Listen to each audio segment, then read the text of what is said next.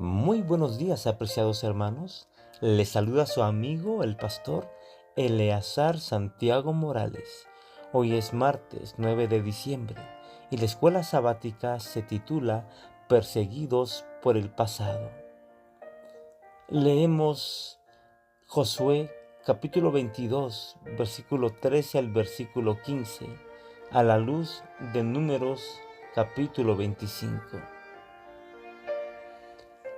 Y enviaron los hijos de Israel a los hijos de Rubén, y a los hijos de Gad, y a la media tribu de Manasés en tierra de Galaad, a Fines, hijo del sacerdote Eleazar, y a 10 príncipes con él, un príncipe por cada casa paterna de todas las tribus de Israel, cada uno de los cuales era jefe de la casa de sus padres entre los millares de Israel, los cuales fueron a los hijos de Rubén y a los hijos de Gad y a la media tribu de Manasés en la tierra de Galaad, y les hablaron diciendo.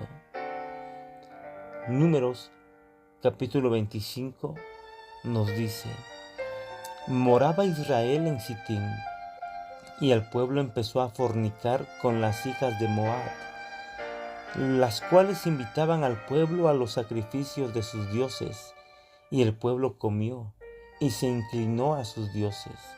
Así acudió el pueblo a Baal Peor, y el furor de Jehová se encendió contra Israel. Y Jehová dijo a Moisés: toma todos los príncipes del pueblo y ahórcalos ante Jehová delante del sol, y el ardor de la ira de Jehová se apartará de Israel. Entonces Moisés dijo a los jueces de Israel: matad cada uno a aquellos de los vuestros que se ha juntado con Baal Peor.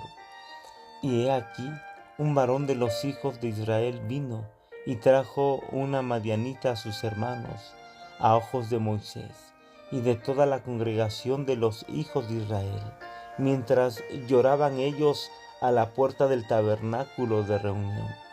Y lo vio Fines, hijo de Eleazar, hijo del sacerdote Aarón, y se levantó de en medio de la congregación, y tomó una lanza en su mano, y fue tras el varón de Israel a la tienda, y los alanceó a ambos, al varón de Israel y a la mujer por su vientre.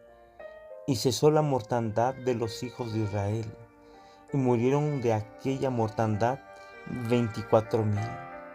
Entonces Jehová habló a Moisés diciendo: Fines, hijo de Eleazar, hijo del sacerdote Aarón, ha hecho apartar mi furor de los hijos de Israel, llevado de celo entre ellos, por lo cual yo no he consumido en mi celo a los hijos de Israel. Por tanto diles: he aquí yo establezco mi pacto de paz con él, y tendrá él y su descendencia después de él el pacto del sacerdocio perpetuo, por cuanto tuvo celo por su Dios, e hizo expiación por los hijos de Israel. Y el nombre del varón que fue muerto con la madianita era Zimri, hijo de Salú, jefe de una familia de la tribu de Simeón. Y el nombre de la mujer madianita muerta era Cosbi, hija de Sur, príncipe de pueblos, padre de familia en Madián. Y Jehová habló a Moisés diciendo: hostigad a los madianitas y heridlos, por cuanto ellos os afligieron a vosotros con sus ardides, con que os han engañado en lo que tocante a Baal Peor, y en lo tocante a Cosbi, hija del príncipe de Madián, su hermana, la cual fue muerta el día de la mortandad por causa de Baal Peor.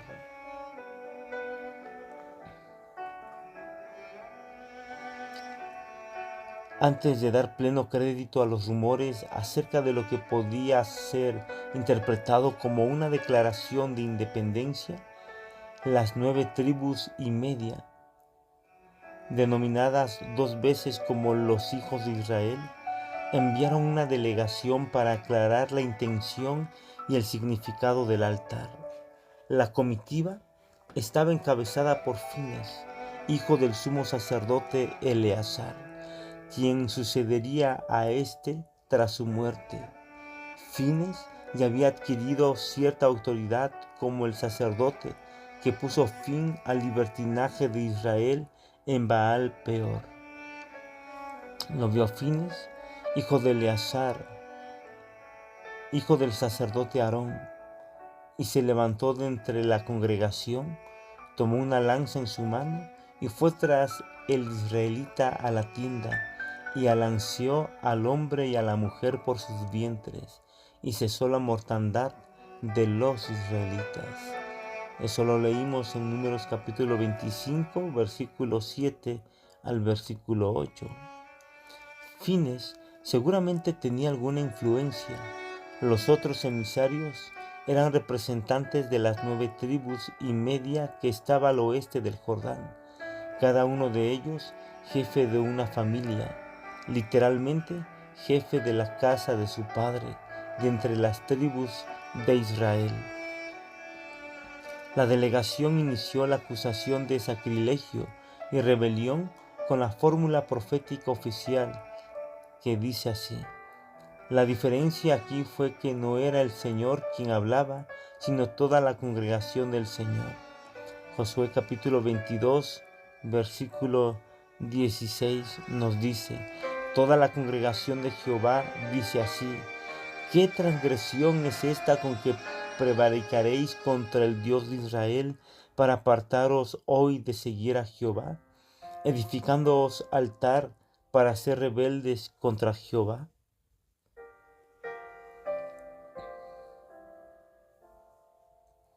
La comitiva lanzó la acusación de que Israel había cometido prevaricación, traición y rebelión. El término traducido aquí como transgresión es la misma palabra hebrea que se utilizó para describir el pecado de Acán y que aparece varias veces en los 5 primeros libros de Moisés. Josué capítulo 7 versículo 1 nos dice, pero los hijos de Israel cometieron una prevaricación en cuanto al anatema, porque Acán, hijo de Carmi, hijo de Sabdi, hijo de Sera, de la tribu de Judá, tomó del anatema y la ira de Jehová se encendió contra los hijos de Israel. Leemos en Levíticos capítulo 5 versículo 15. Cuando alguna persona cometiera falta y pecare por yerro en las cosas santas de Jehová, traerá por su culpa a Jehová un carnero sin defecto de los rebaños, conforme a su estimación en siclos de plata del siclo del santuario, en ofrenda por el pecado. Levítico capítulo 6 versículo 2 nos dice, cuando una persona pecare e hiciere prevaricación contra Jehová, y negare a su prójimo lo encomendado o dejado en su mano, o bien robare o calumniare a su prójimo. Números capítulo 5 versículo 6 dice, di a los hijos de Israel, el hombre o la mujer que cometiera alguno de todos los pecados con que los hombres prevaricaran contra Jehová y delinquen.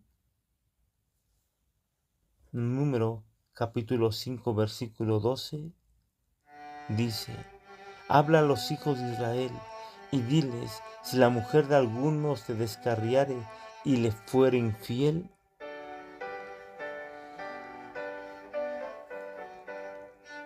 los ejemplos de Acán y Baal Peor servían como precedentes, uno por traición y el otro por rebelión.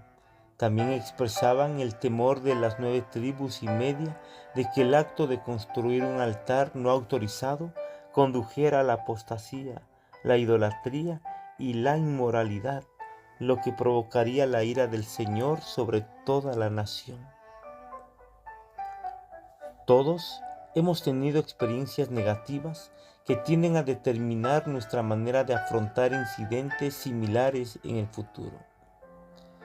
Vemos cómo en los textos bíblicos anteriores que hemos leído, el Señor siempre guió al pueblo para que evitaran cometer el gran pecado, para que evitaran fallar. Y es por eso que la consecuencia era fatal, ya que el pecado es como una fruta podrida en una caja. Si no se separa de las demás frutas que están en buen estado, va a podrir a todas las demás frutas.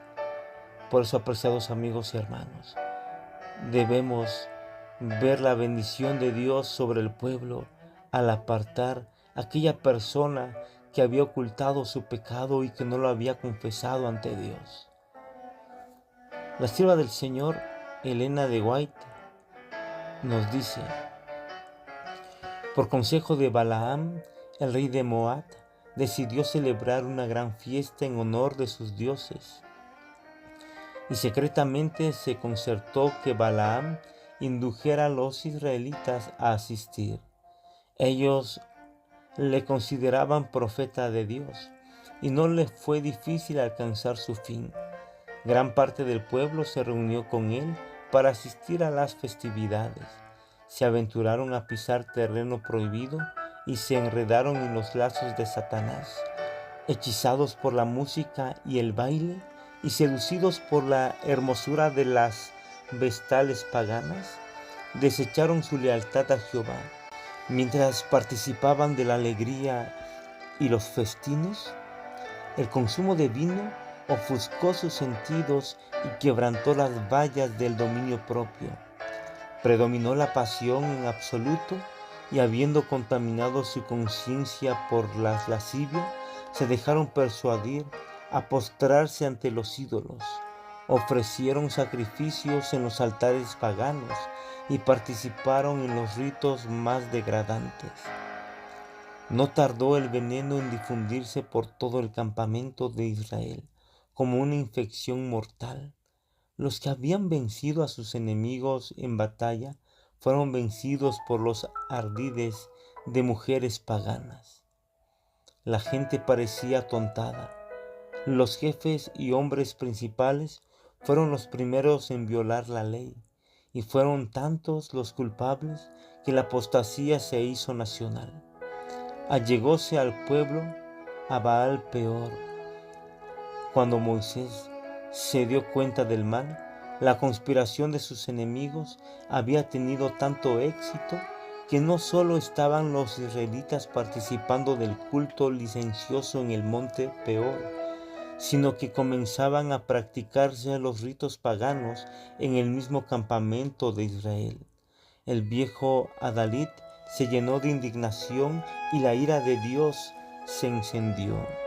Las prácticas inicuas hicieron para Israel lo que todos los encantamientos de Balaam no habían podido hacer. Los separaron de Dios, debido a los castigos que les alcanzaron rápidamente. Muchos reconocieron la enormidad de su pecado. Estalló en el campamento una terrible pestilencia de la cual decenas de millares cayeron prestamente víctimas.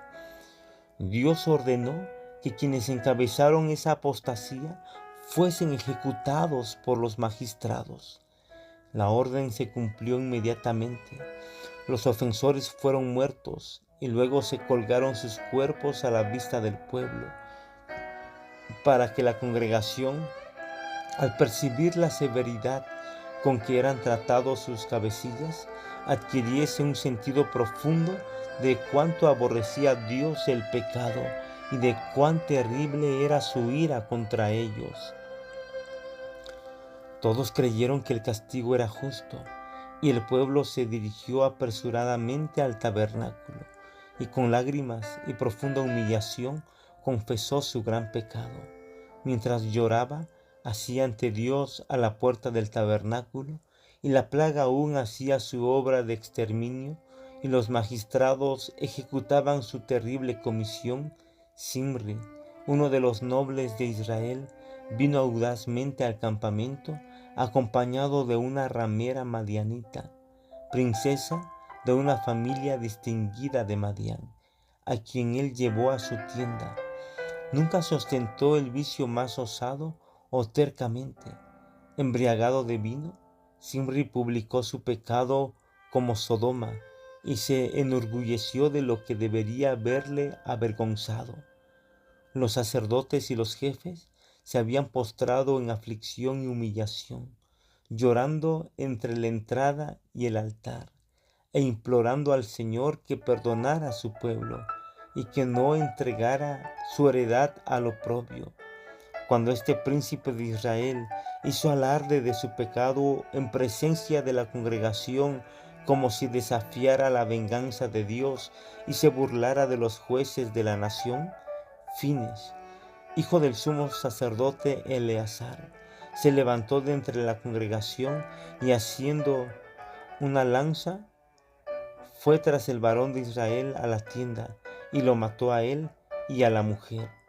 Así se detuvo la plaga, y el sacerdote que había ejecutado el juicio divino fue honrado ante Israel, y el sacerdocio le fue confirmado a él y a su casa para siempre.